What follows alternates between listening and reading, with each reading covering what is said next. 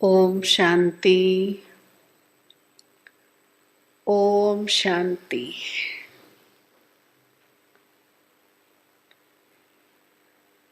हमारी धारणाओं की बात चल रही थी। നമ്മുടെ ധാരണകളെക്കുറിച്ചുള്ള കാര്യങ്ങൾ സംസാരിക്കുകയായിരുന്നല്ലോ. सत्संग, फिर हुआ था शुद्ध अन्न। സത്സംഗവും ശുദ്ധ അന്നത്തെക്കുറിച്ചും സംസാരിച്ചിരുന്നു. अन्न कैसा खाना चाहिए, कैसा नहीं खाना चाहिए। എങ്ങനെയുള്ള ആഹാരം കഴിക്കണം, എങ്ങനെയുള്ളത് കഴിക്കരുത്. हर एक के सर्कमस्टेंसेस अलग अलग हैं और किसी भी सर्कमस्टेंसेस पे विजय प्राप्त करने की कैपेसिटी भी हर एक आत्मा की अलग अलग है. ഓരോരുത്തരുടെ സാഹചര്യങ്ങളും വേറെ വേറെയാണ്, കപ്പാസിറ്റിയും ഓരോരുത്തരുടെയും വ്യത്യസ്തമാണ്. पर जो बेसिक चीज़ है वो ये है कि हमें शुद्ध अन्न स्वीकार करना है ताकि मन शुद्ध हो. പക്ഷെ ബേസിക് ആയിരിക്കുന്ന കാര്യം ശുദ്ധമായ അന്നം കഴിച്ചാലേ മനസ്സിനെ ശുദ്ധമാക്കി വെക്കാൻ സാധിക്കൂ. जब भोजन करते हैं तो बाबा की याद में खाएं, उसका बहुत फ़ायदा है. ആഹാരം കഴിക്കുമ്പോൾ ബാബയുടെ ഓർമ്മയിൽ ആഹാരം കഴിക്കുകയാണെങ്കിലും അതിനൊരുപാട് നേട്ടമുണ്ട്. आजकल दुनिया में देख रहे हैं भोजन के लिए रोज़ यूट्यूब में बहुत सारे रील्स आ रहे हैं, बहुत सारे क्लासेस लोग दे रहे हैं. कोई डॉक्टर कहता है ये खाओ, दूसरा डॉक्टर कहता है ये नहीं खाओ. कोई कहता है ज़्यादा पानी पियो, दूसरा कहता है ज़्यादा पानी नहीं पियो. कोई कहता है गर्म पानी पियो, कोई कहता है ठंडा पानी पियो.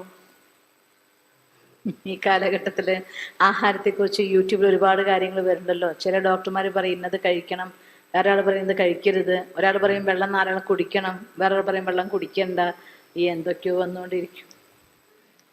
लेकिन जो लोग जितने ज़्यादा परहेज कर रहे हैं वो उतने ही बीमार हो रहे हैं. അധികം വ്രതം നോക്കുന്ന ആൾക്കാർ ആരാണോ അവർക്ക് കൂടുതൽ രോഗമുള്ളതായിട്ടാണ് കാണുന്നത്.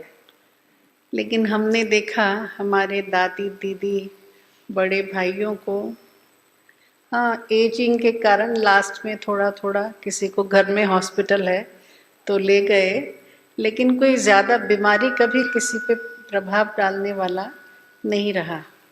പക്ഷെ ഞാൻ ദാദി ദീദിമാരെയൊക്കെ കണ്ടത് ആ അന്തിമ സമയത്ത് അത്രയും വയസ്സായപ്പോൾ നമ്മുടെ വീട്ടിൽ തന്നെ ഹോസ്പിറ്റലുണ്ട്, അവരെ കൊണ്ടുപോയി കാര്യങ്ങൾ ചെയ്യുന്ന കഥ വേറെ. അതിന് മുന്നൊന്നും ആരെയും അങ്ങനെ രോഗികളായിട്ട് കണ്ടിട്ടേ ഇല്ല.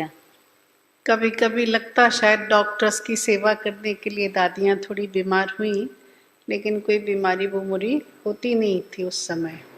ചിലപ്പോൾ തോന്നാറുണ്ട് ഡോക്ടേഴ്സിന്റെ സേവ ചെയ്യാൻ വേണ്ടിക്കൊണ്ട് ദാദിമാർക്ക് എന്തെങ്കിലും അസുഖങ്ങൾ ഉണ്ടായി, അതല്ലാതെ ദാദിമാരെ രോഗങ്ങൾ കീഴടക്കുന്നത് കണ്ടിട്ടില്ല. अभी भी देखेंगे तो जो बाबा के धारणा युक्त अच्छे बच्चे हैं उनको इतनी कोई बीमारियां नहीं हो रही है. ഇപ്പോഴും കാണുന്നു ബാബയുടെ നല്ല പക്കാ മക്കൾക്ക് രോഗം കുറവാണ്. बाकी कलयुग के अंत में हिसाब किताब चुप्त होना दूसरी बात है, पर एक रोग बीमारी दुनिया जितनी बाबा के बच्चों को नहीं है, शायद उसमें सबसे बड़ा योगदान है ब्रह्मा भोजन खाना. കലിയുഗത്തിന്റെ അവസാനത്തിൽ കർമ്മക്കണക്കുകൾ തീർക്കുന്നുണ്ട്, അത് വേറൊരു ഭാഗം. പക്ഷേ അധികവും രോഗങ്ങൾ അവരെ കീഴ്പ്പെടുത്തുന്നില്ല, കാരണം ശുദ്ധ ആഹാരത്തിന്റെ പ്രഭാവം. बाबा के घर में जो भी भोजन बनता है अच्छे से अच्छा भी बनता है, रॉयल भी बनता है, बहुत प्रकार से भोजन बनते हैं, लेकिन वो सब भोजन शरीर के लिए और आत्मा के लिए दोनों के लिए सुखकारी है. ബാബയുടെ വീട്ടിൽ എന്തെന്നെ ഉണ്ടാക്കുന്നുണ്ടെങ്കിലും റോയലായിട്ടുള്ള നല്ല ആഹാരങ്ങളാണ് ഉണ്ടാക്കുക. ആ അന്നം ആത്മാവിനും ശരീരത്തിനും ഒരുപോലെ സുഖകാരിയാണ്. जब भोजन खाओ तो ये मत समझो भोजन खा रहा हूँ, ब्रह्मा भोजन खा रहा हूँ, है ना. बड़े भाग्य से मिला है ये ब्रह्मा भोजन, प्यार से स्वीकार करो, बड़े आनंद से स्वीकार करो. ആഹാരം കഴിക്കുമ്പോൾ ഞാൻ ആഹാരം കഴിക്കാന്ന് വിചാരിച്ച് കഴിക്കരുത്, ബ്രഹ്മഭോജനം കഴിക്കുകയാണെന്ന് വിചാരിച്ചുകൊണ്ട് സന്തോഷത്തോടെ സ്വീകരിക്കണം.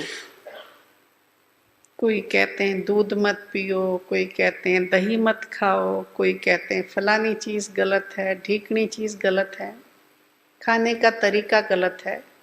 बहुत सारी चीज़ें हैं जो हैं दुनिया में गलत, लेकिन बाबा ने जो लाइफस्टाइल दिया है उस लाइफस्टाइल से जब हम चलते हैं तो बीमारियां इतनी नहीं होती हैं. हिसाब किताब कहा ना क्या करें, वो भी कलयुग के अंत में बाकी बीमारियां बाबा के बच्चों को एवरेज नहीं होना चाहिए. ചിലർ പറയും പാല് കുടിക്കരുത്, ചിലർ പറയും തൈര് കഴിക്കരുത്, അങ്ങനെ പല സാധനം കഴിക്കരുത് കഴിക്കണം എന്നൊക്കെ പറയുന്നതൊക്കെ ഉണ്ട്. പക്ഷേ എന്നിരുന്നാൽ പോലും ബാബയുടെ വീട്ടിലുണ്ടാക്കുന്ന അന്നം എന്തോ അത് നിങ്ങൾക്ക് ശക്തി തരുള്ളൂ.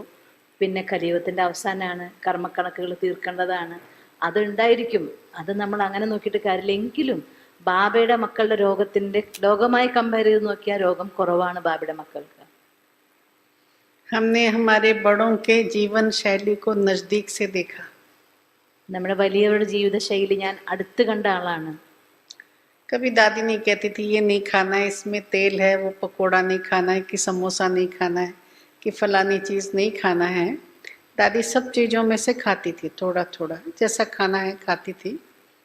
लेकिन उनका लाइफस्टाइल ऐसा था कि सब भोजन जो है वो अमृत बनता था. ദാദി നിങ്ങൾ പക്കവട കഴിക്കണ്ട, അല്ലെങ്കിൽ എണ്ണയിൽ പൊരിച്ചു അത് കഴിക്കണ്ട, സമോസ കഴിക്കണ്ട ഒന്നും പറയില്ലായിരുന്നു. പക്ഷെ ദാദി എല്ലാം കഴിക്കുമായിരുന്നു, അല്പം കഴിക്കുമായിരുന്നു. മാത്രമല്ല ദാദിയുടെ ജീവിത ശൈലി അങ്ങനെയായിരുന്നു. അതിലൂടെ ദാദി കഴിക്കുന്നത് എന്തും അമൃതായിട്ട് മാറുമായിരുന്നു.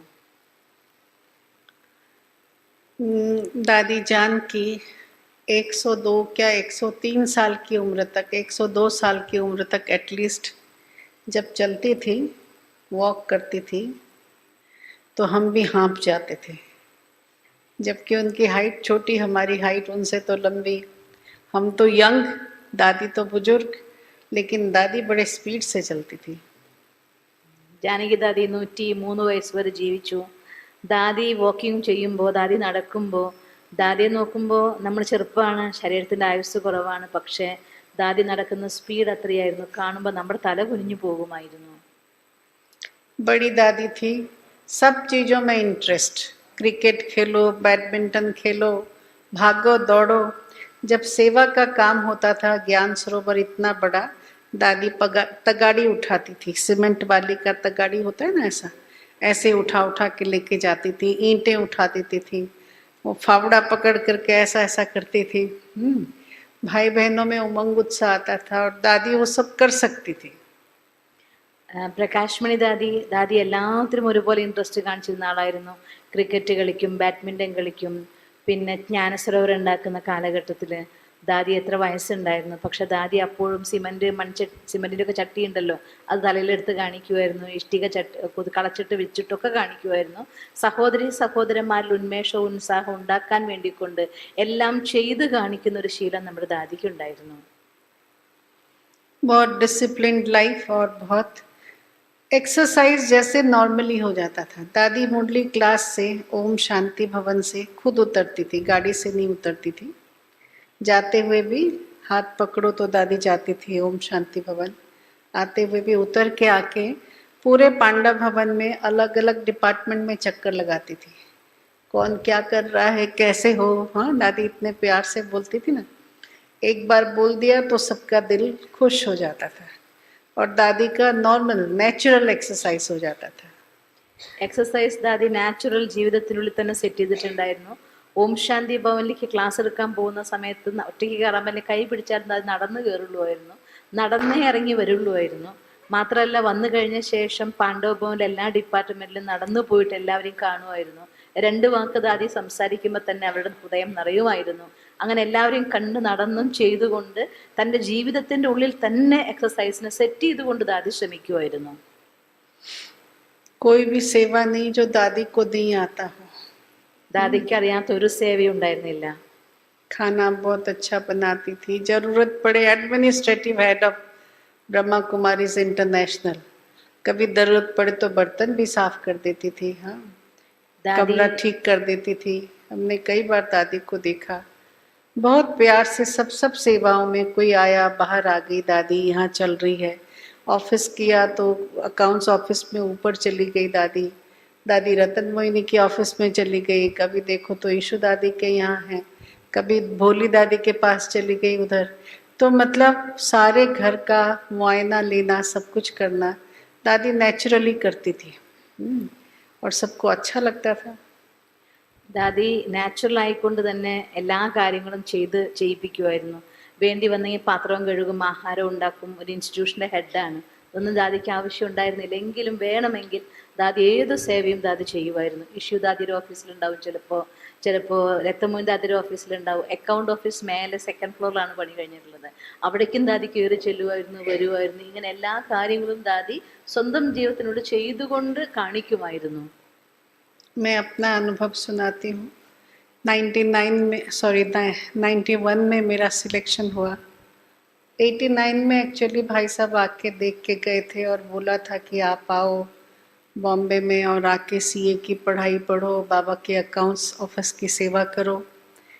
तो ये भी कहा था कि अगर दादी प्रकाशमणि बुलाए तो आप आना।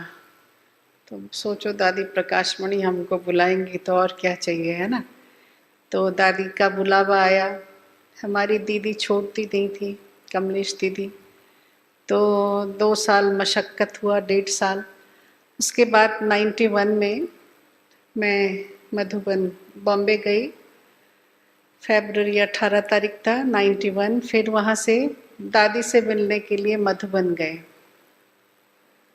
जब मधुबन गए तो दादी ने हमें ऑफिस दिखाया।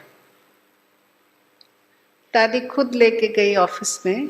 और ऑफिस कहाँ था पता है? 2nd floor. हाँ, तब वो बना नहीं था, इतना सा भी कमरा नहीं, इससे छोटा कमरा था। विश्वरतन दादा, राजू भाई, रमेश भाई, 3 लोग वहीं पे रहते थे। जो राजू भाई का ऑफिस है ना वहाँ पे। और वहाँ एक छोटा सा टेबल, इतना टेबल और कुर्सी, वो था अकाउंट्स ऑफिस। विश्वरतन दादा उस तरफ बैठते थे, रमेश भाई इधर बैठते थे।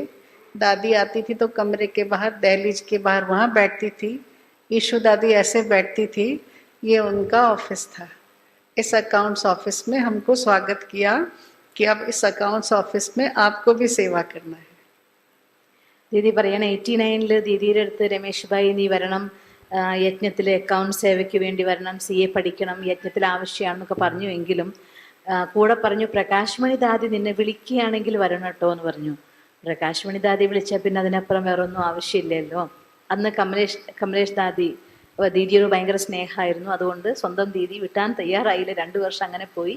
അത് കഴിഞ്ഞ ശേഷം 91 ദീദി മധുബനിൽ ആദ്യം ബോംബെയിൽ ചെല്ലുന്നത്, ഫെബ്രുവരി 18. അത് കഴിഞ്ഞ ശേഷം രമേശ് ഭായി പറഞ്ഞു ദാദീനെ പോയിട്ട് കണ്ടിട്ട് വരണം എന്ന് പറഞ്ഞുകൊണ്ട് മധുബനത്തിൽ വന്നു. മധുബനത്തിൽ ചെന്ന സമയത്ത് സ്വയം ദാദി തന്നെ ഞാൻ നിനക്ക് അക്കൗണ്ട് ഓഫീസ് കാണിച്ചു തരാമെന്ന് പറഞ്ഞുകൊണ്ട് കുട്ടി കൊണ്ടുപോയി. അന്ന് അക്കൗണ്ട് ഓഫീസ് രാജുഭായിൻ്റെ ഓഫീസിൻ്റെ സ്ഥലത്താണുള്ളത്. ഒരു ചെറിയൊരു മുറിയാണ്, ഒരു മേശ. അതിൽ രമേശ് ഭായി ഇരിക്കുന്നുണ്ടായിരുന്നു, വിശ്വകിഷോർ ദാദി ഇരിക്കുന്നുണ്ടായിരുന്നു, പിന്നെ ഇഷ്യൂ ദാദി ഉണ്ടായിരുന്നു. അതിൻ്റെ വാതിലിൻ്റെ അടുത്തൊരു കസേര ഇട്ടിട്ട് പ്രകാശ്മണി ദാദി ഉണ്ടായിരുന്നു. ദാദി പറഞ്ഞു ഈ ഓഫീസിലാണ് നിനക്ക് ജോലി ചെയ്യേണ്ടത്, സേവ ചെയ്യേണ്ടത് എന്ന് ദീദിയോട് പറഞ്ഞു. प्रॉपर कुर्सियाँ चेयर नहीं डल सकती थी, इतनी जगह कहाँ, स्टूल पे बैठते थे। दादी प्रकाशमणि भी स्टूल में बैठ गई, ऐसा मतलब वहाँ का ऐसी हालत थी। फिर कहा, दादी ने कहा लेकिन अब तो बहनें आएंगी ना अकाउंट्स ऑफिस में, तो ये नहीं चलेगा। फिर ऑफिस कहाँ करें चलने के लिए, दादी खुद चलती रही, पूरा ऊपर नीचे देखा। मेडिटेशन हॉल के ऊपर कहा कि यहाँ जगह है। पास सामने फिर कहा कि फिर दादा विश्वरतन को भी एक कमरा दिया जाए, रमेश भाई उषा बहन के लिए भी एक कमरा बनाया जाए। तो ये सारी प्लानिंग फिर दादी खुद वहाँ खड़ी होकर के सोच के उन्होंने बताया। मैंने खड़ी है, चल रही है, और उनको कोई थकावट नहीं, कोई सोचना नहीं कि मैं चलूँ कि नहीं चलूँ। तो सोचो, मतलब एक तो ये बहुत अच्छी बात है, मेरी बात मैंने कही, लेकिन दादी की जो क्या कहें विल पावर देखो, लाइफस्टाइल देखो। तो ये जो चलना उतरना, हलचल में आना, सब चीज़ों में बुद्धि लगाना, तन मन से अच्छी तरह से सेवा करना, वो उन लोगों को हेल्दी बनाए रखता था। ആ സമയത്ത് ദാദി പറഞ്ഞു അത്രേ, സഹോദരിമാർ വന്നു കഴിഞ്ഞു, ഇനി ഇങ്ങനത്തെ ഒരു ഓഫീസിനോട് കാര്യം നടക്കില്ല, ഓഫീസ് വലുതാക്കിയേ പറ്റൂ. അങ്ങനെ എവിടെ ഓഫീസ് ഉണ്ടാക്കാം എന്ന് വിചാരിച്ച് ദാദി തന്നെ ആ പാണ്ഡവ പോലെ എല്ലാം മേലെയും താഴെയൊക്കെ കയറി നോക്കി. അങ്ങനെ നമ്മുടെ മെഡിറ്റേഷൻ ഹാളിൻ്റെ മേലുള്ളതായിട്ടുള്ള സ്ഥലം, ഇവിടെ സ്ഥലം ഉണ്ടല്ലോ, ഇവിടെ ഉണ്ടാക്കാലോ എന്ന് പറഞ്ഞുകൊണ്ട് ദാദി അവിടെ ഓഫീസ് ഉണ്ടാക്കിച്ചു. രമേശ് ഭായിക്ക് ഉഷാ ബേൻ അവർക്കുള്ള ഒരു റൂം ഉണ്ടാക്കി, വിശ്വകിഷോർ ദാദയ്ക്കുള്ള റൂം ഉണ്ടാക്കി. അങ്ങനെ അവിടെ ആ ഓഫീസ് റൂം ഉണ്ടാക്കുന്ന സമയത്ത് അവിടെ മേലെ നിന്നുകൊണ്ട് ഒരു ദിവസത്തിൽ പലതവണ കയറി കയറി ഇറങ്ങി ആ പ്ലാൻ ഉണ്ടാക്കിച്ചതും ഒക്കെ ദാദിയായിരുന്നു. അതായത് അത്തരത്തിൽ ഞാൻ മേലെ കയറണോ, ഞാൻ പോണോ, ഞാൻ നോക്കണോ, ഇങ്ങനെ ഒരു ചിന്തയും ദാദിക്ക് ഉണ്ടായിരുന്നില്ല. ദാദി അങ്ങനെ ചെയ്തുകൊണ്ട് തൻ്റെ ശരീരവും മനസ്സും പൂർണ്ണമായി ഉപയോഗിച്ചുകൊണ്ട് ദാദി അവരുടെ ആരോഗ്യത്തെ നന്നായി നിലനിർത്തിയിട്ടുണ്ടായിരുന്നു. सुना, मतलब जो प्रेरणा उनसे मिली है वो ये है कि स्थूल सेवा भी जरूरी है। एक बार नक्की गंदा हो गया था, दब गया था, मतलब पानी चाहिए, पूरे माउंट आबू को पानी कहाँ से जाएगा, नक्की से, लेकिन वो मिट्टी मुट्टी भर गया था। तो दादी ने कहा चलो नक्की साफ करते हैं। सुना, तो सारे मधुबन निवासी जो भी भाई बहने आए थे सबको ले गई तगाड़ी, और वो कोदाली मिट्टी उठाना फिर लेके डालना। दादी ने भी जो 2-4 बार डाला। अब सोचो दादी ऐसी सेवा करे तो कौन पीछे रहेगा। सब ने सेवा की। स्थूल सेवा बाबा के घर की सबसे बड़ा जैसे वरदान होता है ना, उस प्रकार से था। हर कोई बाबा का बच्चा स्थूल सेवा करता था। अब मैं देखती हूँ सब जगह से अभी स्थूल सेवा जो है ना, फिजिकल सेवा, फिजिकल एक्सरसाइज, वो कम होता जा रहा है, दुनिया से भी तो बाबा के घर से भी। अगर वही भोजन खाओगे और स्थूल सेवा नहीं करोगे तो फिर शरीर उतना हृष्ट पुष्ट कैसे होगा, निरोगी कैसे बनेंगे। ദീദി പറയാണ്, അന്ന് ഒരിക്കൽ നക്കി ലേക്കില് അഴുക്ക് വന്ന് അടിഞ്ഞിട്ട് വെള്ളം ഇല്ലാതായിപ്പോയി അത്രേ. അപ്പോൾ ദാദി പറഞ്ഞു പോലും വാ നമുക്ക് എല്ലാവരും വിളിച്ച് നമുക്ക് നക്കി ലേക്ക്, കാരണം ആ മൗണ്ട് ആബൂല് എല്ലാവർക്കും വെള്ളം വേണമെങ്കിൽ ആ നക്കി ലേക്കിന്ന് വെള്ളം വേണം. അത് കാരണം നമുക്ക് നക്കി ലേക്ക് ക്ലീൻ ചെയ്യാമെന്ന് പറഞ്ഞുകൊണ്ട് ദാദി പോയി എല്ലാവരും ഈ കോരാനുള്ളതും കൊട്ടയൊക്കെ എടുത്ത് ദാദി ഇറങ്ങിയപ്പോൾ എല്ലാ മധുബൻ നിവാസികളും ഇറങ്ങി. ദാദി 2-4 കൊട്ട തലയിൽ വെച്ചുകൊണ്ട് പോയിട്ട് പോലും.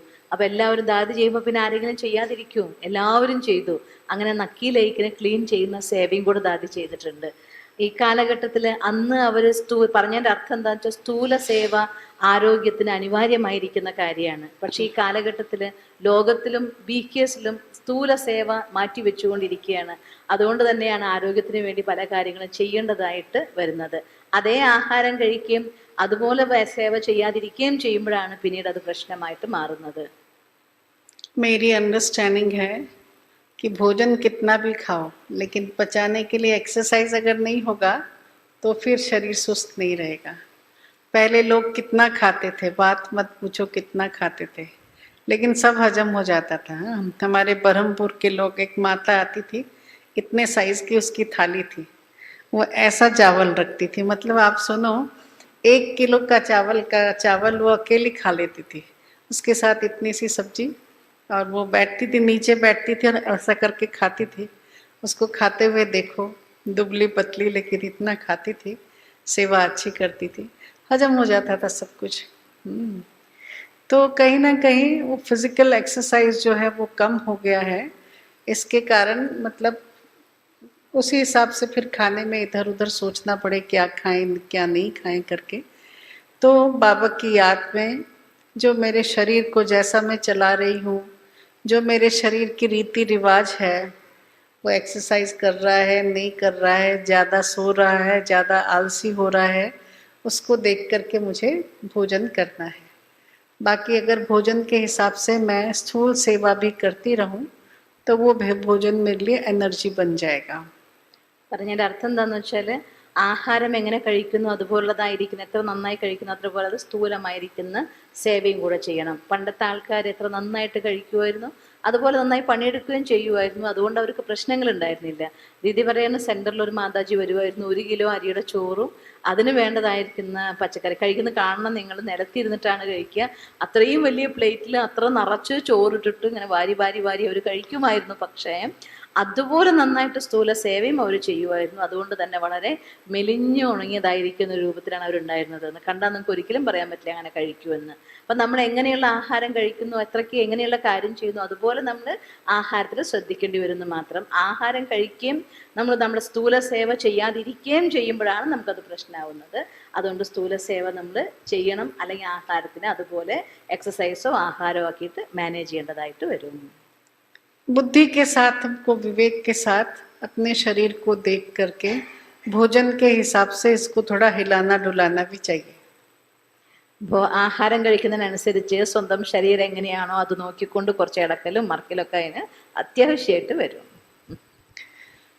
दादियों की सरला दीदी को जानते हैं? सरला दीदी थोड़े बहुत अच्छे ऑलराउंडर, थोड़ा हेल्दी थे, लेकिन मैंने देखा इतनी हेल्दी शरीर में उनके जितना एक्टिव कोई नहीं होगा। इतनी एक्टिव थी, इतनी सेवा करती थी, बात मत पूछो। गुजरात वाले सरला दीदी। हाँ, गुजरात जोन की सरला दीदी जो जोन इंचार्ज हैं, रात दिन जब भी देखो सेवाओं में लगी रहती थी। ഗുജറാത്തിലെ സോണൽ ഇൻചാർജ് സർല ദീദി ഉണ്ട്. നല്ല തടിച്ചിട്ടുള്ള നല്ല ഫിഗറുള്ള ആളാണ്. പക്ഷെ അവരെ പോലെ സേവ ചെയ്യാൻ ആർക്കും പറ്റില്ലായിരുന്നു. രാവും പകലും ഒരു സേവയിൽ മുഴുകിയിരിക്കുന്ന ഒരാളായിരുന്നു അവരുണ്ടായിരുന്നത്. कोई शारीरिक व्याधि नहीं, वो लास्ट में जब अब मेरा एज कुछ तो कारण बनेगा शरीर को छोड़ने का, तो कुछ थोड़ा बहुत हुआ, लेकिन जीवन सारा वो भी हेल्दी वेल्दी हैप्पी रही। तो हमारे बाबा के बच्चों का सोच, अन्न और जो भी इंटेक है जो अंदर हमारे जाता है, including our thought process, thinking process, ये भी जो है ना कहीं इंटेक है, अंदर जा रहा है।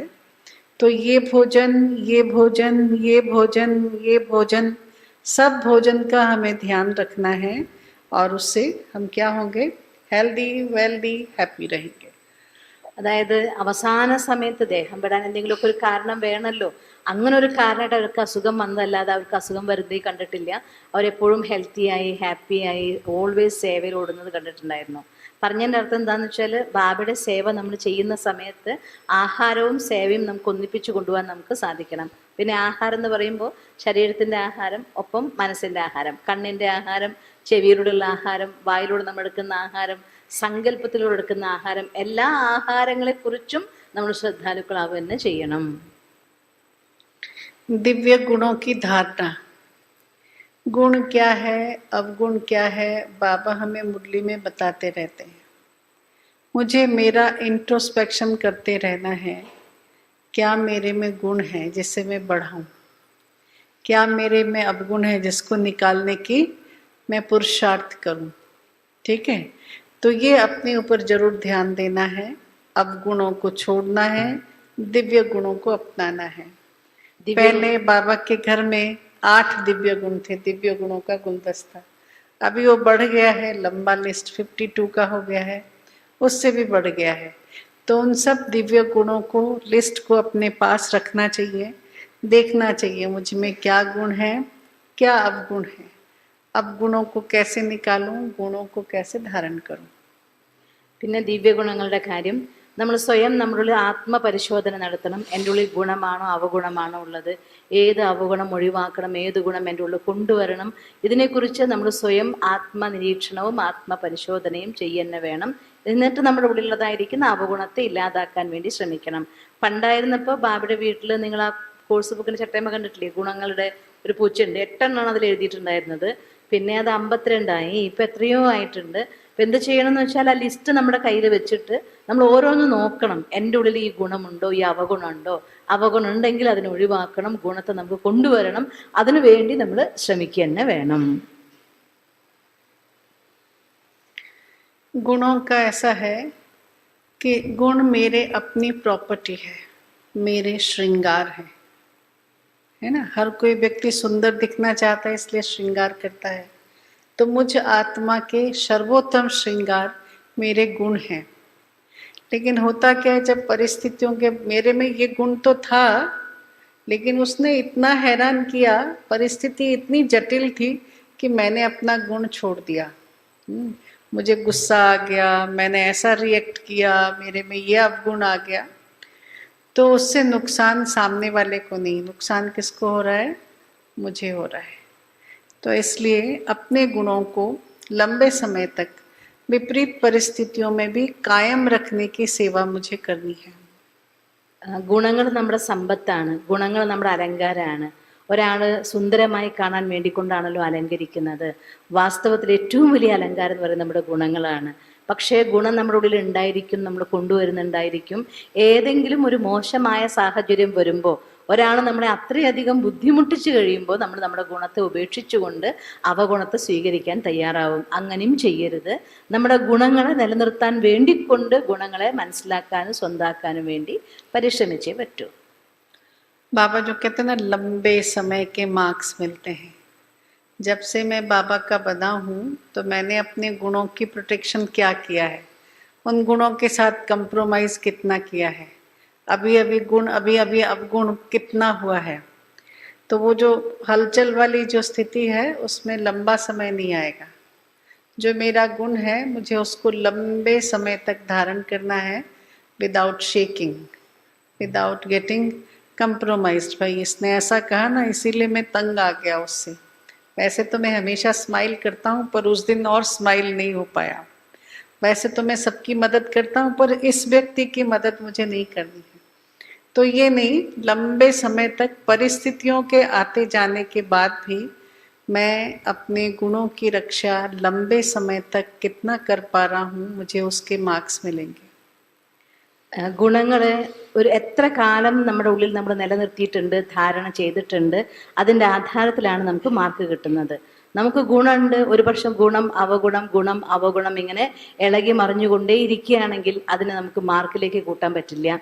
പിന്നെ ഒരു ഗുണം അവഗുണമുണ്ട്, ഒരു ഗുണമുണ്ട്, പക്ഷെ എനിക്ക് ഈ വ്യക്തിയോട് അല്ലെങ്കിൽ കാര്യത്തിനോട് എനിക്ക് ഇഷ്ടമല്ല, അതുകൊണ്ട് ഇവർക്ക് സഹായിക്കാൻ എനിക്ക് പറ്റില്ല, ഇവർക്ക് വേണ്ടി ഇങ്ങനെ ചെയ്യാൻ പറ്റില്ല. അങ്ങനെയാണെങ്കിലും അതിന് നിങ്ങളുടെ നീണ്ട കാലഘട്ടത്തിലെ ഗുണങ്ങൾ എന്ന് പറയാൻ സാധ്യമല്ല. അതുകൊണ്ട് ഗുണങ്ങളെ അവനവൻ്റെ ഉള്ളിൽ നീണ്ട കാലഘട്ടം വരെ നിങ്ങൾക്ക് നിലനിർത്തുമെങ്കിൽ ഷെയ്ക്കില്ലാതെ, അതായത് ഗുണത്തിൽ നിന്ന് അവഗുണത്തിലേക്ക് മാറാതെ ഗുണത്തിൽ തന്നെ നിലനിർത്തിക്കൊണ്ട് നിങ്ങൾക്ക് പോകാമെങ്കിലാണ് നിങ്ങൾക്ക് ആ ഗുണത്തിൻ്റെ മാർക്ക് ബാബയിൽ നിന്ന് കിട്ടുന്നത്. जितना हमारा जीवन सत्संग में बीतेगा, जितना हम शुद्ध अन्न खाएंगे, जितना दिव्य गुणों की धारणा अच्छी होगी, हम ऑटोमेटिकली ब्रह्मचर्य व्रत में पक्के होंगे। सोचो, भगवान जब धरती पे आते हैं तो वो एक चीज़ हम बच्चों से ऐसे मांगते हैं, बच्चे एक सहयोग दे दो। क्या सहयोग दो? बी होली, बी राजयोगी, पवित्र बनो बच्चे। आपके पवित्रता की मुझे सहायता चाहिए और कुछ नहीं चाहिए। मैं तुम्हें राजकुमार राजकुमारियों की तरह रखता हूँ, जो तुम्हें चाहिए सब देता हूँ, तुम्हारी सब आशाएं पूरी होंगी, खाली मेरी एक आशा पूरी करो। क्या करो? पवित्र बनो बच्चे, योगी बनो। जब तक योगी नहीं बनेंगे पवित्र नहीं बन सकते, जब तक पवित्र नहीं बनेंगे योगी नहीं बन सकते हैं। तो ये जो धारणा है ब्रह्मचर्य व्रत की धारणा, वो हम बच्चों के लिए किसी अमृत से कम नहीं है। योग नहीं लगेगा अगर कहें कि हमारी दृष्टि वृत्ति भी इधर उधर जा रही है और हम कहें हमारा योग लगेगा। योग कोई ऐसा धागा नहीं जो बंध जाएगा, लगेगा। योग है प्रभु प्रीत, ईश्वर से सच्चा प्रेम, है ना। देखो, दुनिया में भी किसी को किसी से प्रेम हो और प्रेमी किसी और को देख के आंखें इधर उधर करे, तो प्रेमी को या प्रेमिका को अच्छा लगेगा? लगता है? फेथ नहीं रहता है। ये देख पाए नहीं देख पाए वो तो लिमिटेड इंसान है, लेकिन ये तो भगवान है खुद। वो हमेशा हमें देखता रहता है कि इसकी वृत्ति कहाँ जा रही है, ये मुझसे सचमुच प्रेम करते हैं। तो प्रेम में एक चीज़ ये है कि किसी भी देहधारी के प्रति हमारा कोई आकर्षण नहीं, ना अपने शरीर के प्रति। सुना? किससे प्यार हो? एक बाबा से प्यार हो और कुछ नहीं। ब्रह्मचर्य, शुद्धता, पवित्रता, श्रेष्ठता हमारे जीवन में आए, वो बाबा को अति प्रिय है. എപ്പോഴാണോ നമുക്ക് സത്സംഗം ഉണ്ടാവുന്നത്, അശുദ്ധാഹാരം ഉണ്ടാകുന്നത്, ദിവ്യ ഗുണങ്ങളുടെ ധാരണയാകുന്നത്, അപ്പോൾ ഓട്ടോമാറ്റിക്കായിട്ട് നമ്മുടെ ഉള്ളിൽ ബ്രഹ്മചര്യം ധാരണ ചെയ്യാനുള്ളതായിരിക്കുന്ന ശക്തി ഉണ്ടാവും.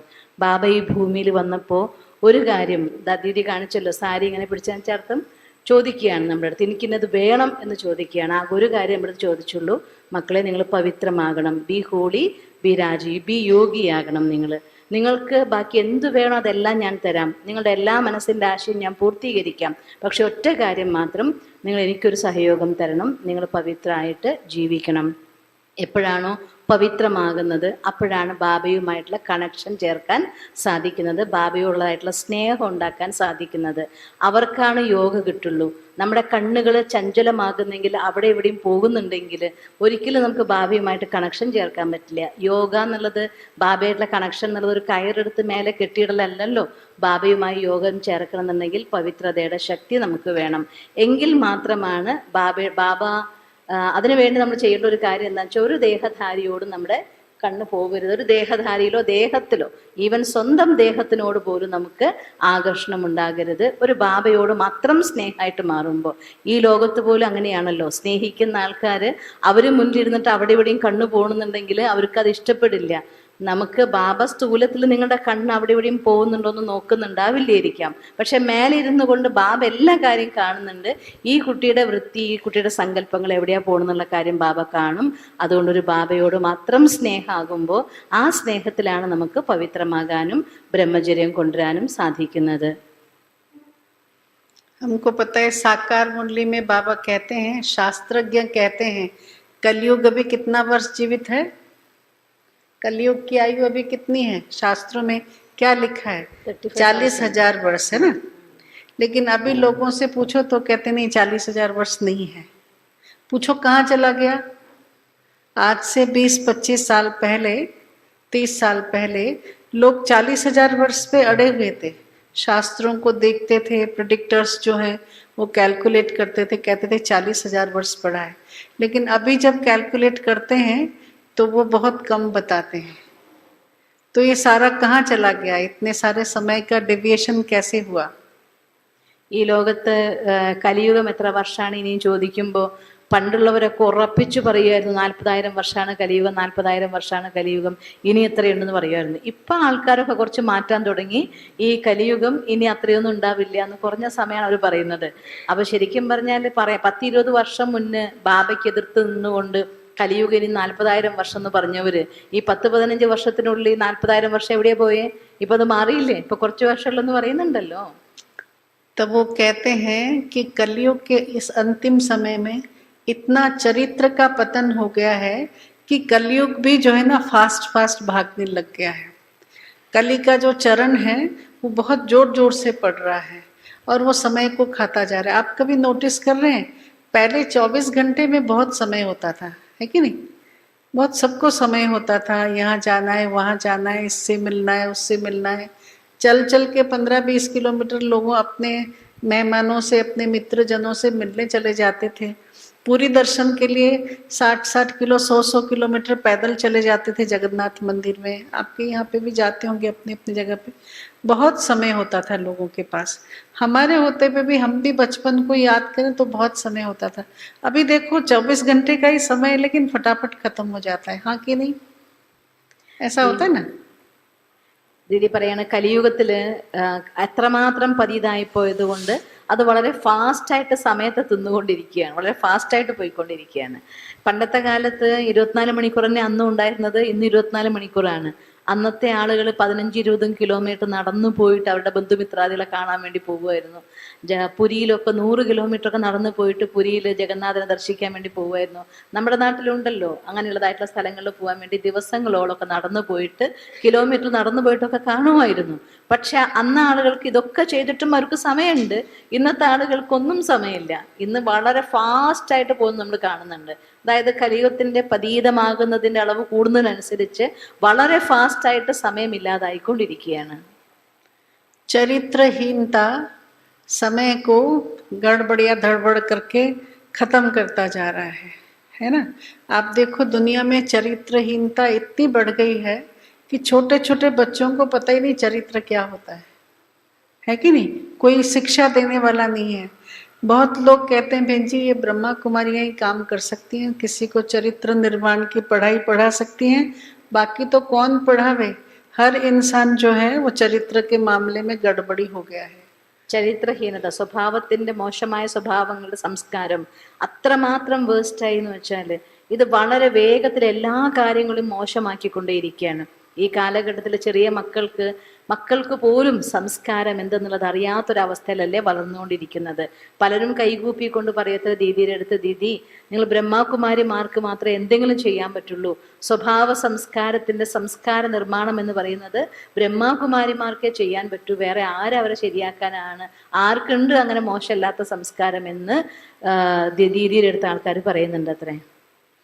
वो हमारे सफ़ेद कपड़ों को जब देखते हैं तो सोचते हैं ये चरित्रवान लोग हैं, पवित्र लोग हैं, महान लोग हैं, इनके पास पवित्रता है, ये ब्रह्मचारी ब्रह्मचारिणियाँ हैं. ऊंची दृष्टि से देखते हैं। तो हमारा सारा जीवन, हमारी सारा रिस्पेक्ट टिका हुआ है किस पे? ब्रह्मचर्य पे, पवित्रता पे टिका हुआ है। तो बाबा के हर बच्चे को अपने जीवन में पवित्रता का, ब्रह्मचर्य का व्रत बड़ी अच्छी तरह से पालन करना है। किसी भी हालत में, किसी भी परिस्थिति में मन को इधर उधर जाने नहीं देना है, शुद्ध पवित्र बने रहना है। നമ്മളെ വെള്ള വസ്ത്രം കാണുന്ന സമയത്ത് ഓട്ടോമാറ്റിക്കായിട്ടുള്ള ആളുകൾ ഇവർ ബ്രഹ്മചാരികളാണ്, ഇവർ ശുദ്ധമായി ജീവിക്കുന്നവരാണ്, ശ്രേഷ്ഠമായിട്ടുള്ളവരാണ്, ആ കണ്ണിൽ കൂടിയാണ് കാണുക തന്നെ ചെയ്യുക. നമ്മളും അതെ, ഏതൊരവസ്ഥയിലാണെങ്കിലും എങ്ങനെയാണെങ്കിലും നമ്മുടെ ബ്രഹ്മചര്യ വ്രതത്തിനെ, നമ്മുടെ പവിത്രതയെ, നമ്മുടെ ശുദ്ധിനെ ഒരു കാരണം കൊണ്ടും കളങ്കപ്പെടുത്താതെ ആ ശ്രേഷ്ഠ സംസ്കാരത്തെ നിലനിർത്തുന്ന വേണം. पहले दादियाँ एक एक बच्चे का समाचार पूछती थी, ठीक हो, धारणा अच्छी है? अभी भी फॉर्म दे देते हैं, लिखो, धारणा अच्छी नहीं है तो मधुबन नहीं जा सकते हो, बस। लेकिन पहले दादियाँ रोज रोज का चार्ट देखती थी, कितनी शुद्धि आई है, क्या सोचते हो, मन के संकल्प कैसे हैं। तो बाबा जैसे ऐसे बच्चों को तैयार करता जो इतने महान हो, शक्तिशाली हो, कलयुग को सतयुग में बदल सके। बाबा के इस विशाल परिवर्तन के कार्य में कौन सहयोगी हो सकता है? जो संपूर्ण पवित्र हो। कौन योग लगा सकता है? जो आसन पे बैठा होगा, है ना। आसन के 4 पांव क्या है? जो अब आज हमने पढ़ा, ब्रह्मचर्य, शुद्ध अन्न, दिव्य गुण और सत्संग। तब हमारा योग लगेगा, तब योग में आनंद आएगा।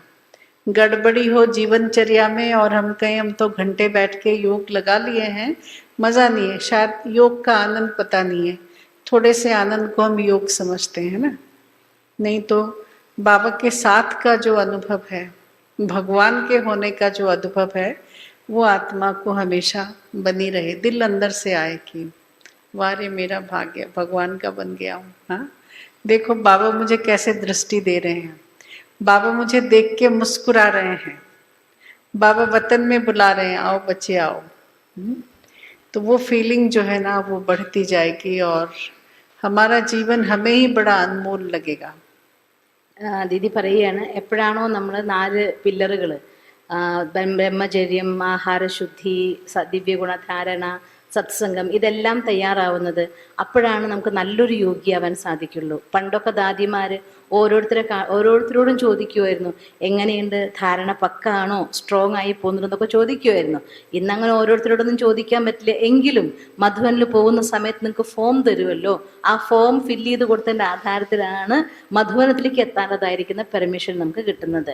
അതുകൊണ്ട് ഈ 4 കാര്യങ്ങൾ ആരാണോ പെർഫെക്റ്റ് ആയിട്ട് പാലിക്കുന്നത് അവർക്കാണ് നല്ല യോഗ കിട്ടുന്നത്. യോഗ എന്ന് വെച്ചാൽ അർത്ഥം ഇരുന്ന് ഒരാൾ ചെയ്തത് കൊണ്ട് അത് യോഗയാവുന്നില്ലല്ലോ. അങ്ങനെ ഇരിക്കുമ്പോൾ ഒരു അല്പം ആനന്ദം എന്തെങ്കിലും കിട്ടുമ്പോൾ ചിലർ പറയും എനിക്ക് യോഗ കിട്ടുന്നുണ്ടെന്ന് പറയും. യോഗ എന്ന് വെച്ചാൽ യഥാർത്ഥമായിരിക്കുന്ന പരമാത്മാവിൻ്റെ, ബാബയുടെ ഓർമ്മയിൽ, ആ കണക്ഷനിൽ ആനന്ദം കിട്ടുമ്പോൾ, ശക്തി കിട്ടുമ്പോൾ അവിടെയാണ് യോഗയുടെ ശക്തിയായിട്ട്, അനുഭവമായിട്ട് മാറുന്നത്. അതിന് ഈ 4 കാര്യങ്ങൾ നമ്മുടെ ജീവിതത്തിൽ കൊണ്ടുവരേണ്ടത് അത്യാവശ്യമാണ്.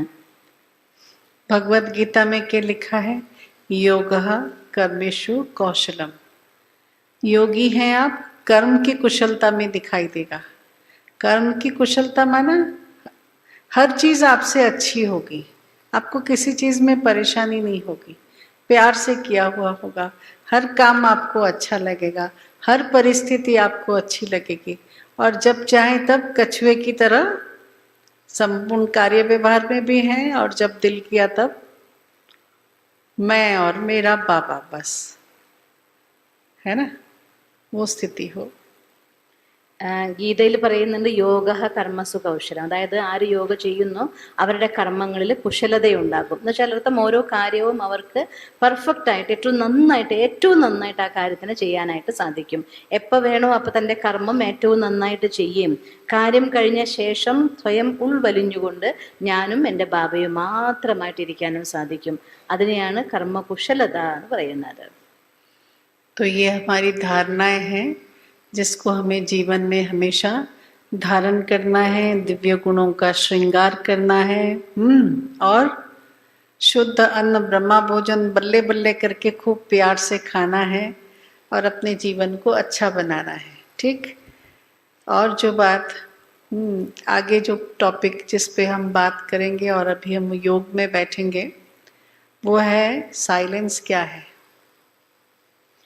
അതുകൊണ്ട് ഈ കാര്യങ്ങൾ ദീദി പറയുകയാണ്. ഒന്ന് സത്സംഗം, പിന്നെ അശുദ്ധ അന്നം, നിങ്ങൾ ബ്രഹ്മഭോജനം നല്ല സന്തോഷത്തോടെ കഴിച്ചോളൂ, പക്ഷേ ബാബ പറഞ്ഞു തന്ന പോലെ കഴിക്കണം. ഈ 4 കാര്യങ്ങൾ നമ്മൾ കൊണ്ടുവരുമ്പോൾ നല്ല യോഗ്യ ജീവിതം.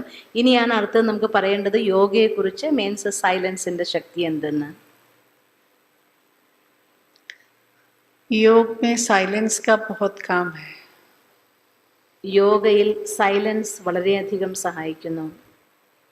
हम दुनिया वालों को बोलते हैं प्रेयर और मेडिटेशन में अंतर है. क्या अंतर है?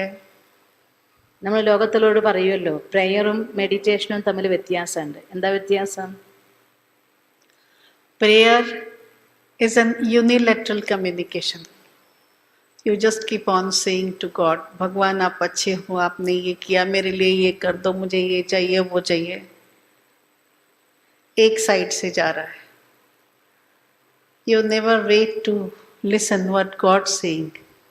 उधर से क्या आ रहा है? പ്രയർ എന്ന് വെച്ചാൽ എന്താണ്? വൺ വേല് അങ്ങോട്ടേക്ക് ഭഗവാനോട് പറഞ്ഞുകൊണ്ടേയിരിക്കുക. ഭഗവാനെ അങ്ങനെ വേണം, അത് വേണം, എനിക്ക് ഇത് വേണം, ആ കാര്യം വേണം, ഇങ്ങനെ അങ്ങോട്ട് പറഞ്ഞുകൊണ്ടേയിരിക്കലാണ് പ്രയർ.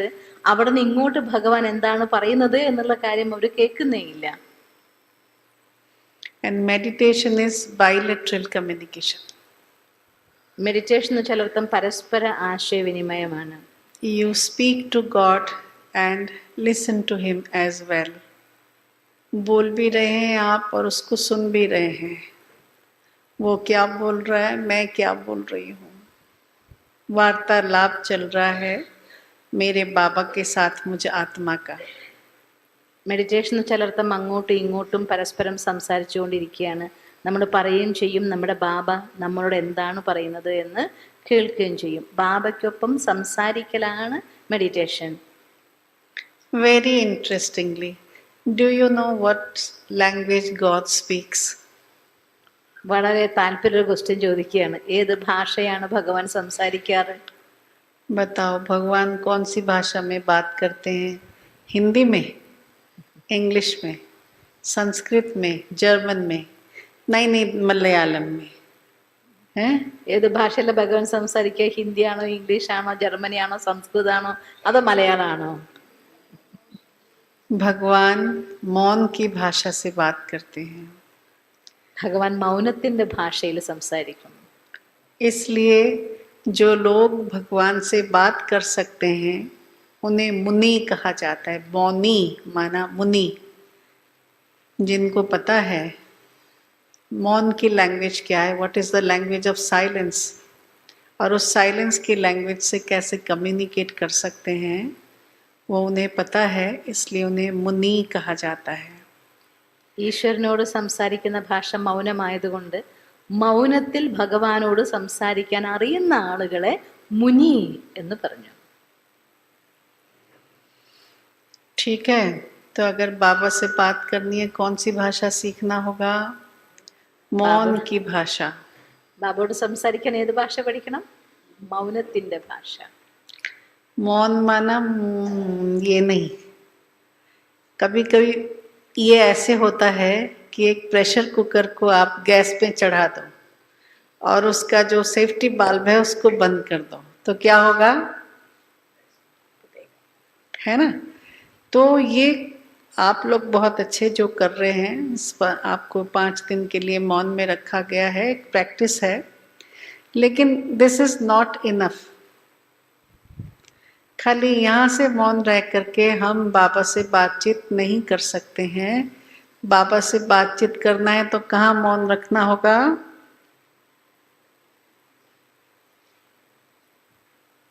ദീദി പറയാണ്, വായയുടെ മൗനം മാത്രം ഒരിക്കലും പൂർണ്ണ മൗനമാകുന്നില്ല.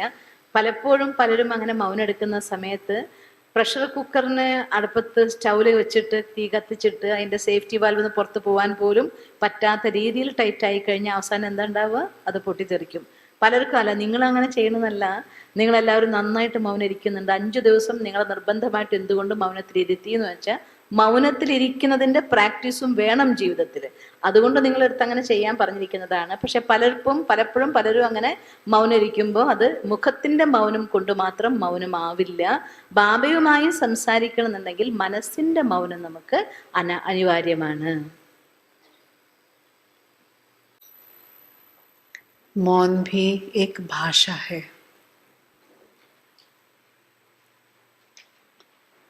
മൗനത്തിന് ഒരു ഭാഷയുണ്ട്. ठीक है, रेड लाइट ही रखो. योग युक्त होकर के इस लहर में हम लहराएं, मौन की लहर में. യോഗയുക്തരായിക്കൊണ്ട് മൗനത്തിൻ്റെ അലകളിൽ നമുക്ക് അലയടിക്കാം. जैसे किसी भी भाषा को हम सीखते हैं, पहले तो बड़ा मुश्किल लगता है. ഏതൊരു ഭാഷയും ആദ്യം പഠിക്കുമ്പോൾ വളരെ പ്രയാസമായി തോന്നും. मुझे कोई कहे कन्नड़ा सीखना है, मलयालम सीखना है, तो मुझे लगेगा बहुत मुश्किल है. എന്നോടൊരാൾ മലയാളവും കന്നഡവും പഠിക്കണമെന്ന് പറഞ്ഞാൽ എനിക്കത് വളരെ പ്രയാസമായി തോന്നും. लेकिन अगर मैंने सोच लिया मुझे कन्नड़ा सीखना है, मलयालम सीखना है, അതേസമയം ഞാൻ ചിന്തിക്കുകയാണ് എനിക്ക് മലയാളവും കന്നഡവും പഠിക്കണം. I will start picking up some words. ഞാൻ കുറച്ച് വാക്കുകളെങ്കിലും പഠിക്കാൻ ശ്രമിക്കും. इसको क्या कहते हैं, इसको क्या कहते हैं, इसको क्या कहते हैं. കണ്ണിന് എന്ത് പറയും, മൂക്കിന് എന്ത് പറയും, വായിക്ക് എന്ത് പറയും. सेंटेंस कैसे बताते हैं. इधर आइए, बैठिए, खाइए. വരൂ, ഇരിക്കൂ, കഴിക്കൂ, ഇതിനൊക്കെ എന്ത് പറയും. वैसे ही जब मुझे मौन की भाषा सीखनी है, എനിക്ക് മൗനത്തിൻ്റെ ഭാഷ പഠിക്കണം. मुझे भी इससे ABCD से सीखना पड़ेगा. എനിക്ക് ABCDയിൽ നിന്ന് പഠിക്കേണ്ടതായിട്ട് വരും.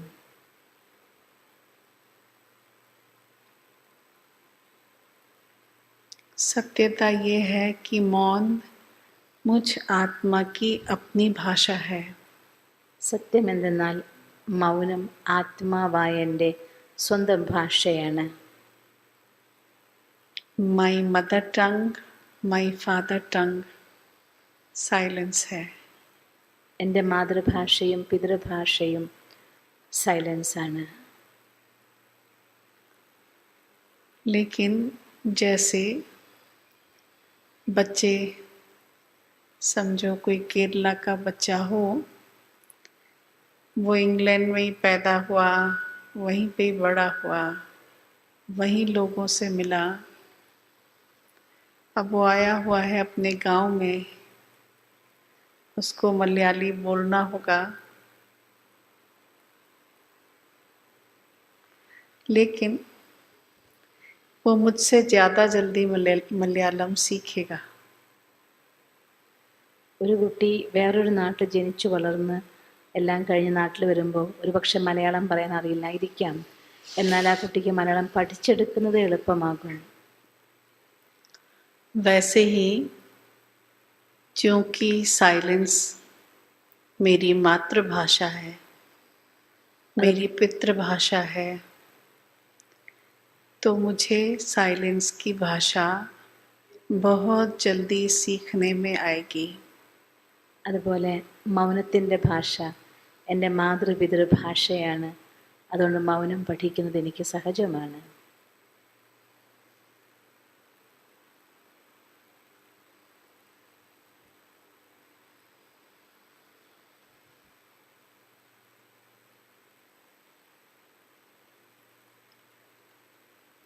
मौन की भाषा मुख से नहीं बोली जाती.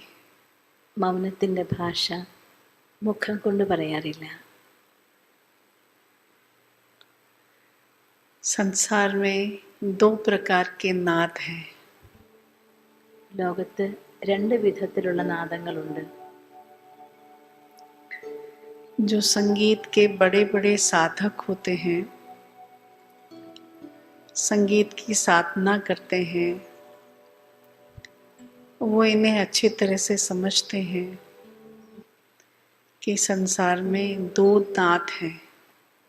സംഗീതം പഠിക്കുന്ന വിദ്വാൻമാർക്ക് മനസ്സിലാകും ലോകത്ത് രണ്ട് വിധത്തിലുള്ള നാദങ്ങളുണ്ട്. साधक भी जो योग करना चाहता है, जो भगवान से कम्युनिकेट करना चाहता है, സാധകൻ യോഗ ചെയ്യാൻ ആഗ്രഹിക്കുന്നവര്, ഭഗവാനുമായി ആശയവിനിമയം നടത്താൻ ആഗ്രഹിക്കുന്നവര്,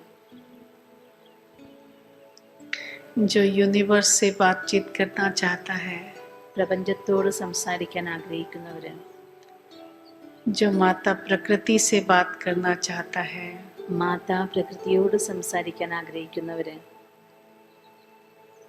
उसे साइलेंस की भाषा सीखनी पड़ती है. അവർക്ക് സൈലൻസിന്റെ ഭാഷ പഠിക്കേണ്ടതായി വരും.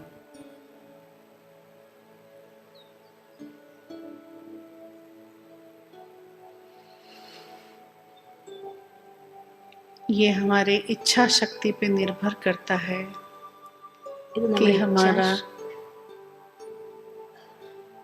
ഇത് നമ്മുടെ ഇച്ഛാശക്തിക്ക് ആധാരമായുള്ളതാണ്. कि हमारा साइलेंस की लैंग्वेज में कितना कमांड बनता जा रहा है. നമ്മുടെ ശാന്തിയുടെ ശക്തിയിൽ എത്ര കമാൻഡാണ് ഉണ്ടാകുന്നത്.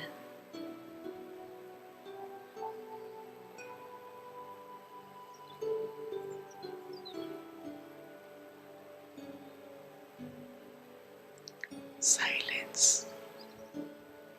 സൈലൻസ്.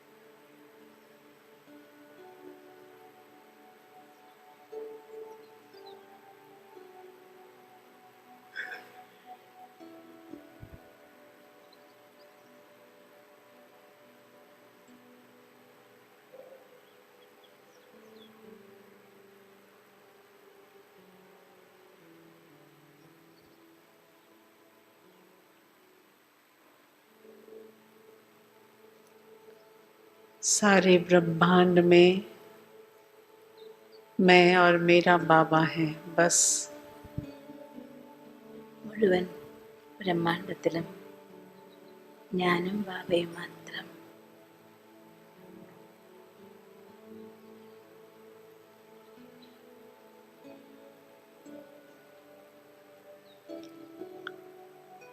और जो कुछ है मेरा उनसे कोई कनेक्शन नहीं. മറ്റൊന്നുമായും എനിക്കൊരു കണക്ഷനുമില്ല.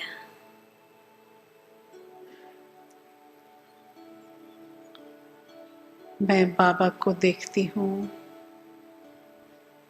ഞാൻ ബാബയെ കാണുന്നു, बाबा को ही सुनती हूँ. ബാബയെ മാത്രം കേൾക്കുന്നു.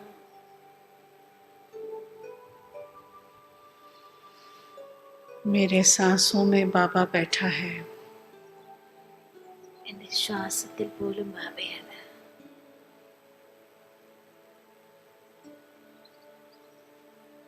बस वक्त ठहर गया है। ഞാനിവിടെ സ്ഥിരമായി നിൽക്കുന്നു.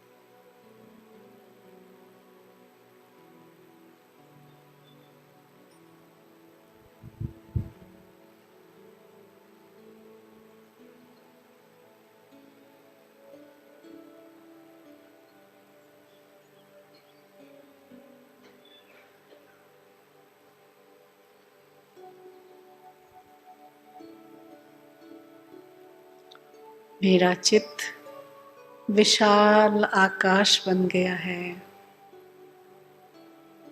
എൻ്റെ ചിത്തം വിശാലമായ ആകാശത്തിലാണ്.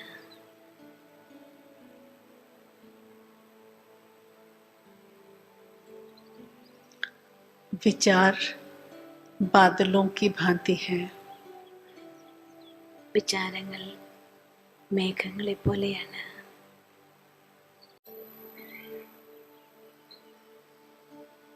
धीरे धीरे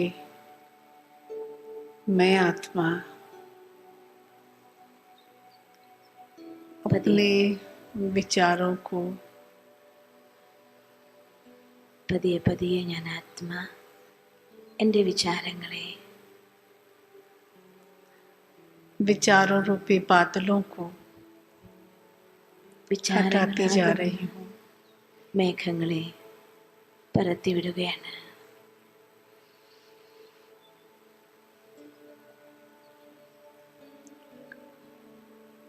मन में कोई भी संकल्प आए,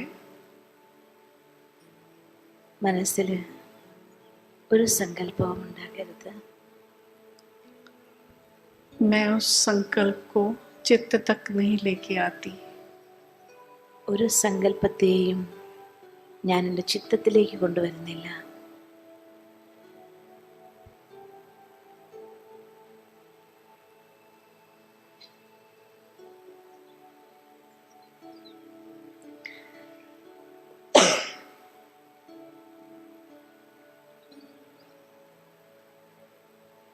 जब मेरे चित्त का आकाश बादलों से मुक्त है, എൻ്റെ ചിത്തമാകുന്ന ആകാശം മേഘങ്ങളിൽ നിന്ന് മുക്തമായപ്പോൾ तब मेरे चेतना का सूर्य जागृत होता है। എൻ്റെ ചേതനയാകുന്ന സൂര്യൻ ഉണർന്നിരിക്കുന്നു.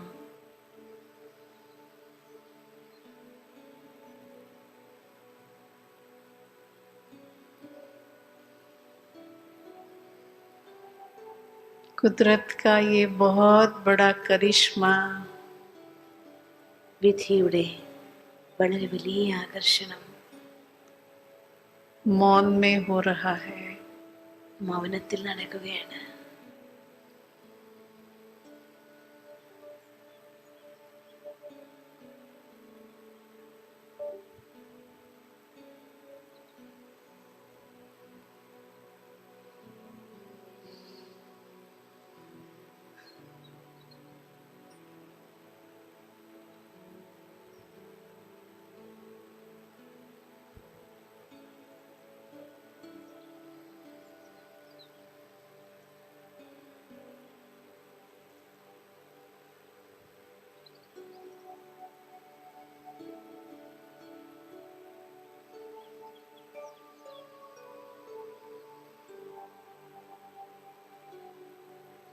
मेरे स्वच्छ निर्मल चित्त के आकाश में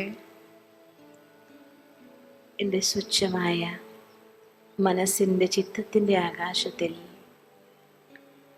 सर्वशक्तिवान परमात्मा സർവശക്തനായ പരമാത്മാ सूर्य के रूप में प्रवेश कर रहे हैं। സൂര്യനെ പോലെ പ്രവേശിക്കുകയാണ്.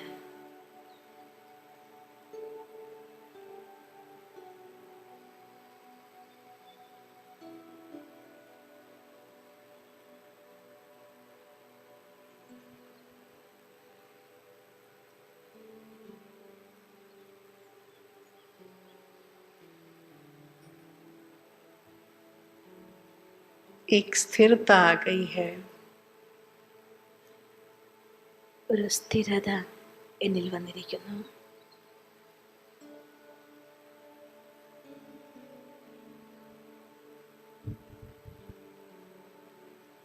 आंखें खुली हैं पर वो कुछ भी देख नहीं रहे।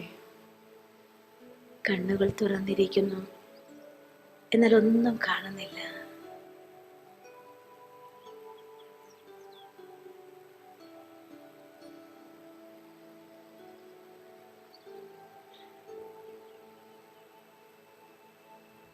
मेरा मन अब केवल सर्वशक्तिवान शिव बाबा को ढूंढ रहा है। എൻ്റെ മനസ്സ് സർവശക്തനായ ശിവബാബയെ തിരയുന്നു.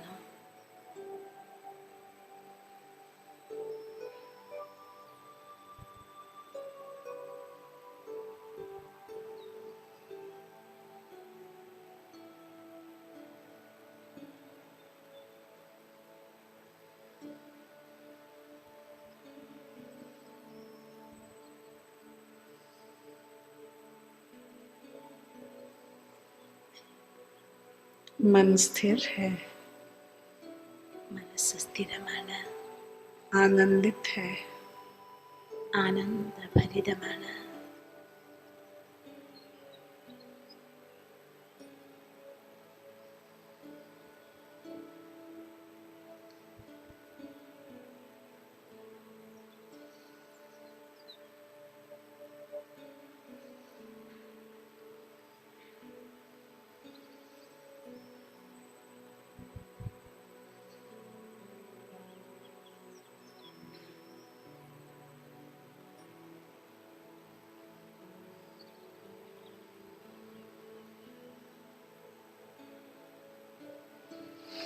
सारी प्रकृति शांत है। മുഴുവൻ പ്രകൃതിയും ശാന്തമാണ്.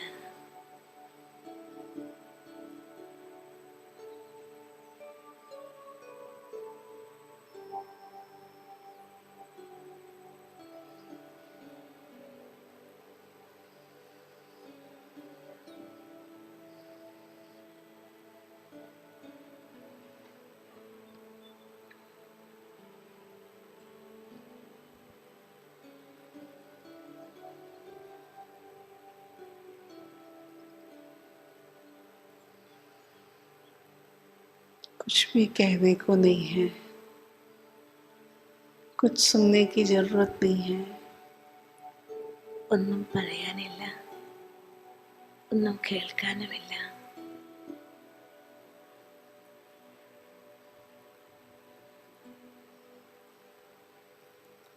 मन प्रसन्न है, മനസ്സ് പ്രസന്നമാണ്.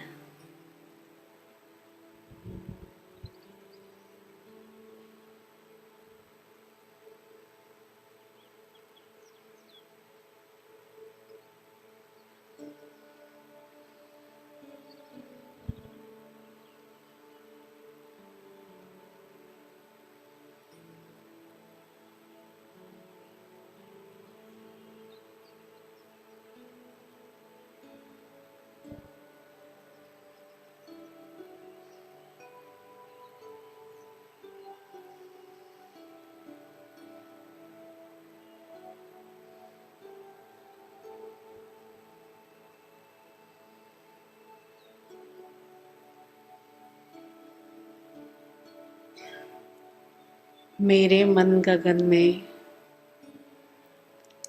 എൻ്റെ उदित हुआ അന്തരംഗത്തിൽ शिव बाबा സ്വയം ശിവബാബ ഉദിച്ചു നിൽക്കുന്നു. मुझे गहरी शांति प्रदान कर रहे हैं। എനിക്ക് അഗാധമായ ശാന്തിയുടെ ദാനം നൽകുന്നു.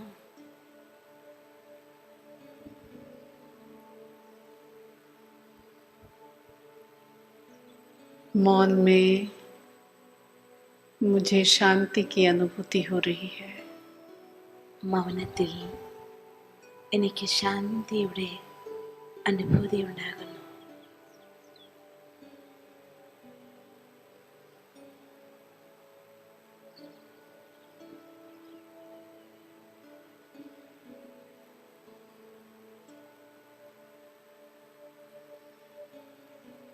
मेरी चेतना का सूर्य गगन में ऊपर ऊपर और ऊपर चढ़ रहे हैं. എൻ്റെ ചേതനയിലെ സൂര്യൻ മേലെ ഉയരങ്ങളിലേക്ക് പറക്കുകയാണ്.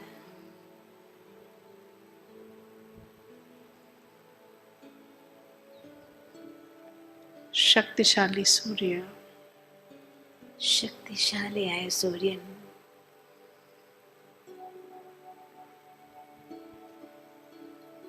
मुझे शक्ति का आभास दे रहे हैं. എനിക്ക് ശക്തികളുടെ അനുഭൂതി നൽകുകയാണ്.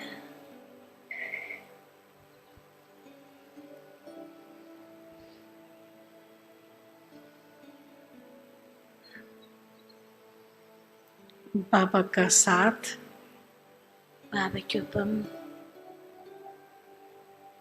बाबा के साथ का ये मौन का कम्युनिकेशन ബാബയ്ക്കൊപ്പമുള്ള ഈ മൗന സല്ലാപം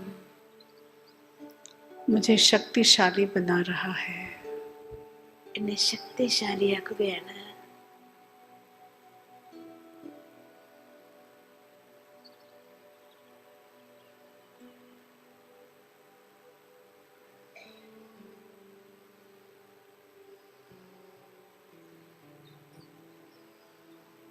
बाबा का ये साथ ബാബയുടെ ഈ കൂട്ട്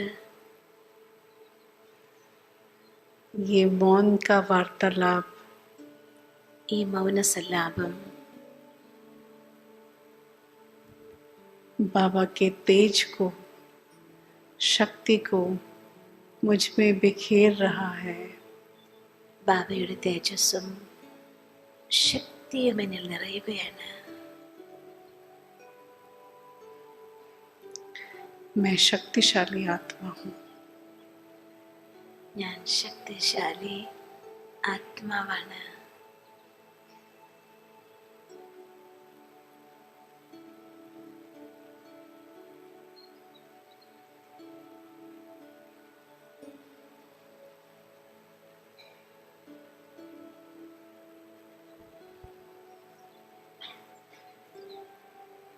हम सभी अपने अनुभव में फोकस्ड रहें.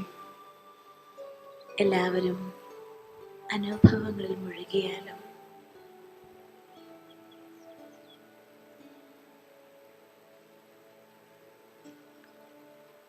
सब कुछ जैसे थम गया है. സ്ഥിത അവസ്ഥയിലായിരിക്കുന്നു.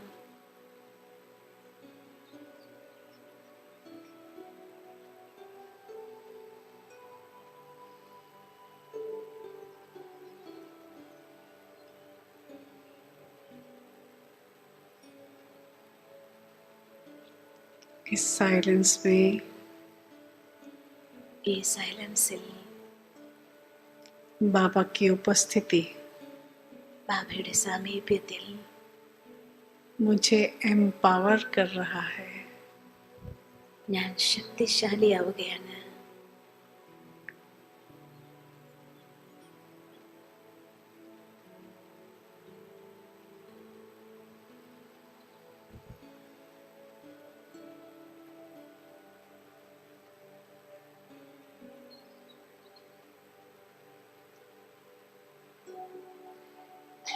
धीरे धीरे പതിയെ मेरी പതിയെ चेतना का ये सूर्य എൻ്റെ ചേതനയിലെ സൂര്യൻ मेरे बाबा എൻ്റെ ബാബ ज्ञान सूर्य शिव बाबा ജ്ഞാനസൂര്യനായ ശിവബാബ अस्तगामी हो रहे हैं।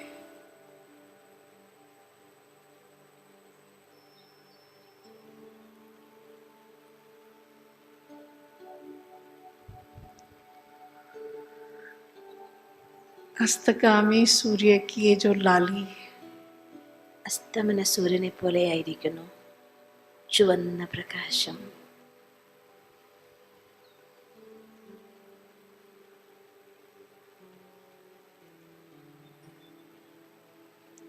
मुझे आनंद की अनुभूति दे रही है। എനിക്ക് ആനന്ദത്തിൻ്റെ അനുഭൂതി നൽകുന്നു.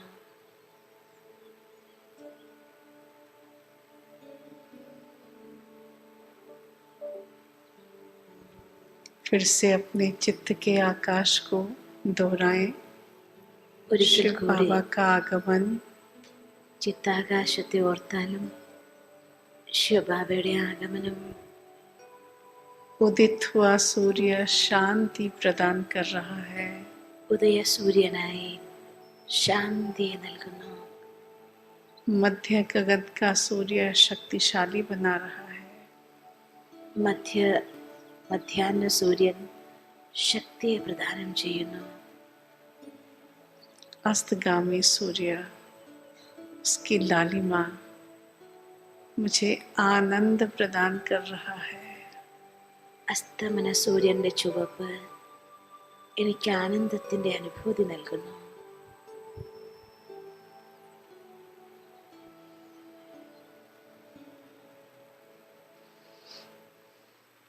आनंद ले इस मौन का। ആനന്ദമയമായ സമയത്തിൻ്റെ